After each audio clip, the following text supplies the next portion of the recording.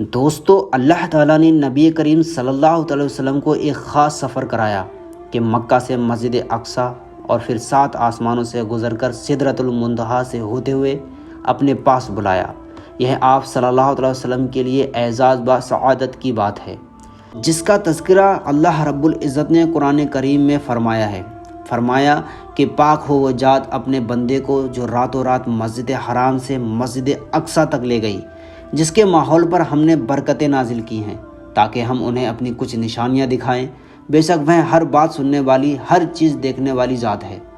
نبی کریم صلی اللہ علیہ وسلم حضرت ام ہانی کے گھر تشریف فرماتے تھے۔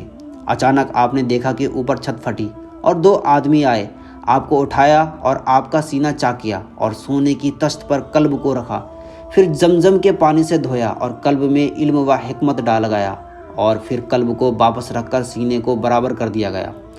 نبی کریم صلی اللہ علیہ وسلم فرماتے ہیں کہ ایک سواری لائی گئی جس کو براق کہا جاتا ہے۔ ایک کھچر کے مانند جانور تھا، لیکن وہ اتنا تیز رفتار تھا کہ تاحت نظر اس کی تاب پڑتی تھی تو گویا بجلی کی طرح چلتا تھا۔ آپ اس پر سوار ہو کر کچھ ہی دیر میں مسجد اقصی تشریف لائے، جہاں تمام انبیاء علیہ السلام موجود تھے۔ آپ صلی اللہ علیہ وسلم کو 2 پیالے پیش کیے گئے، جس میں سے ایک پیالے میں دودھ تھا اور ایک میں شراب۔ آپ نے دودھ والا پیالہ نوش فرمایا، پھر آپ نے تمام انبیاءوں کی امامت فرمائی۔ مسجد اقصی سے آسمانوں کا سفر ہونا تھا۔ حضرت جبرائیل علیہ السلام نے ایک سیڑھی لائی، سیڑھی کو عربی میں معراج کہتے ہیں۔ نبی کریم صلی اللہ علیہ وسلم اس سیڑھی پر چڑھ کر آسمان تشریف لے گئے۔ جب پہلے آسمان پر پہنچے تو وہاں ایک دروازہ دیکھا جو بند تھا۔ حضرت جبرائیل علیہ السلام نے اس دروازے کو کھٹکھٹایا۔ پہرے دار فرشتے نے پوچھا کون ہے؟ حضرت جبرائیل علیہ السلام نے اپنا تعارف کرایا۔ پھر فرشتوں نے کہا تمہارے ساتھ کون ہے؟ حضرت جبرائیل علیہ السلام نے کہا یہ حضرت محمد صلی اللہ علیہ وسلم ہے۔ گویا آپ صلی اللہ علیہ وسلم آسمانوں میں بھی مشہور ہیں۔ تو پہرے دار فرشتوں نے فوراً دروازہ کھولا اور آپ کا استقبال کیا۔ 7 آسمانوں سے گزر ہو کر ملاقات کس سے کی ابھی ہم آپ کو بتانے والے ہیں۔ پہلے آسمان پر حضرت صلی اللہ علیہ وسلم کی ملاقات حضرت آدم علیہ السلام سے ہوئی۔ آدم علیہ السلام نے آپ کا استقبال کیا۔ اب بات کرتے ہیں دوسرے آسمان کی۔ دوسرے آسمان پر حضرت عیسیٰ، یحییٰ اور زکریا علیہ السلام ملے، انہوں نے بھی آپ صلی اللہ علیہ وسلم کا استقبال کیا۔ تیسرے آسمان پر یوسف علیہ السلام سے ملاقات ہوئی اور چوتھے آسمان پر حضرت ادریس علیہ السلام سے ملاقات ہوئی اور 5ویں آسمان پر حضرت ہارون علیہ السلام سے ملاقات ہوئی۔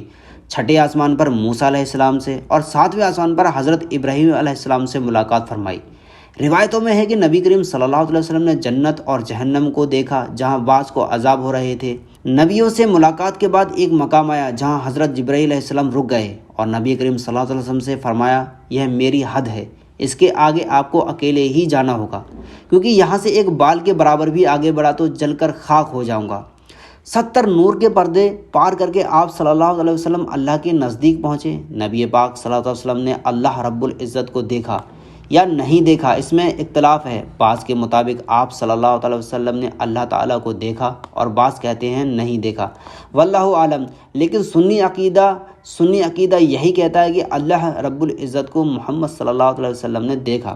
اللہ رب العزت اور آپ صلی اللہ علیہ وسلم کے بیچ ناز و نیاز کی باتیں ہوئیں، یہ اللہ اور اس کے نبی صلی اللہ علیہ وسلم ہی بہتر جانتے ہیں کہ کیا بات ہوئی۔ جب واپس ہونے لگے تو اللہ تعالیٰ نے 50 نمازوں کا تحفہ دیا۔ آپ صلی اللہ علیہ وسلم نے لبیک کہا، یعنی خوشی کے ساتھ قبول کیا۔ 6ٹھے آسمان پر حضرت موسیٰ علیہ السلام ملے تو معلوم ہوا کہ 50 نمازیں آپ صلی اللہ علیہ وسلم کو ملی ہیں۔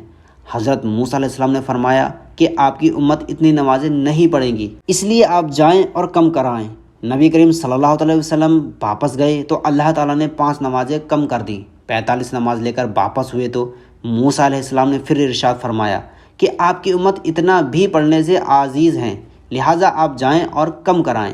یہ سلسلہ چلتا رہا یہاں تک کہ جب 5 نمازیں رہ گئیں تو آپ صلی اللہ علیہ وسلم نے موسیٰ علیہ السلام سے فرمایا کہ اب مجھے شرم آتی ہے، لہٰذا 5 وقت کی نماز لے کر آپ صلی اللہ علیہ وسلم واپس تشریف لے آئے۔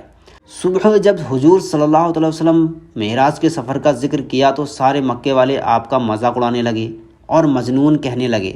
نبی پاک صلی اللہ علیہ وسلم نے مکے والوں سے فرمایا سنو، میں نے راستے میں فلاں قافلے کو دیکھا ہے جو فلاں دن یہاں پہنچے گا، اور آپ صلی اللہ علیہ وسلم نے اس قافلے کے اونٹ کا حلیہ وغیرہ بتایا۔ آپ نے جو بتایا تھا بالکل ویسا ہی تھا۔ مکے والے پھر ابھی آپ کی بات ماننے کو تیار نہیں ہوئے۔ جب حضرت ابو بکر صدیق رضی اللہ تعالیٰ عنہ کو معلوم ہوا تو بہت خوش ہوئے اور آپ کی بات کا یقین کر لیا۔ جس رات آپ آسمان پر تشریف لے گئے تھے اسی رات ہی واپس آئے۔ اتنا لمبا سفر، ملاقاتیں اور جنت اور جہنم کو دیکھنا، گویا وقت کا رک جانا، یقیناً اللہ تعالیٰ کی قدرت کا ایک اہم نمونہ ہے۔ ہر چیز اللہ تعالیٰ کی محتاج ہے، چاہے وہ وقت ہو یا اور کچھ ہو۔ نبی کریم صلی اللہ علیہ وسلم نے معراج کا سفر کیا۔ دوستو، یہ معراج کا سفر ہمارے لیے، مسلمانوں کے لیے بہت ہی اہم بات ہے، کیونکہ اس سے ہی عقیدہ بنتا ہے۔ سنی اکرام، سنی اعظام کا ماننا یہ ہے کہ حضور کرم صلی اللہ علیہ وسلم بستر سے گئے اور یوں واپس آ گئے۔ یہ حضور صلی اللہ علیہ وسلم کا معجزہ نہیں تو کیا ہے۔ اور دوسری بات، حضور صلی اللہ علیہ وسلم کا یہ معراج کا سفر ہے۔ حضور صلی اللہ علیہ وسلم نے ارشاد فرمایا، جو میں نے معراج کی ہے وہ تم بھی کر سکتے ہو۔ صحابہ نے پوچھا کیسے کر سکتے ہیں؟ حضور صلی اللہ علیہ وسلم نے ارشاد فرمایا، میری معراج وہ تھی اور تمہاری معراج نماز ہے۔